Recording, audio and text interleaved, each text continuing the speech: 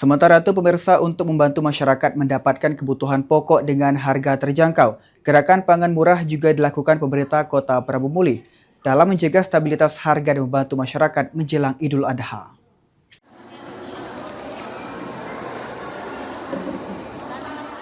Menjelang Hari Raya Idul Adha, pemerintah Kota Prabu Mulih menggelar gerakan pangan murah untuk membantu masyarakat mendapatkan kebutuhan pokok dengan harga yang terjangkau. Gerakan pangan murah ini diadakan di Gedung Serbaguna Kelurahan Patih Galung, Kota Prabu Mulih.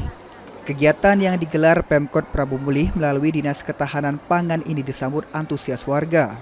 Berbagai kebutuhan pokok seperti beras, gula, minyak goreng, telur, dan bahan pangan lainnya dijual dengan harga lebih murah dibandingkan harga pasar.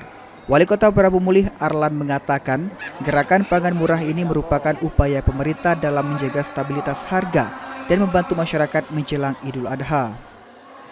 Menekan inflasi katanya? Ya, ini untuk menurunkan inflasi supaya harga 9 bahan pokok ini terbantulah supaya dia melambung naik kan.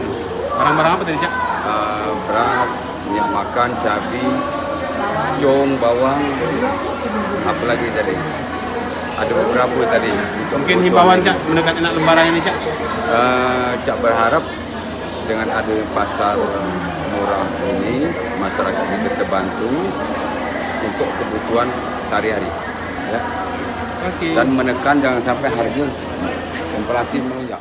Pemkot Prabu Mulih berharap melalui kegiatan ini kebutuhan pangan masyarakat dapat terpenuhi serta daya beli warga tetap terjaga di tengah meningkatnya kebutuhan menjelang hari besar keagamaan. Anggi Perkasa, PAL TV.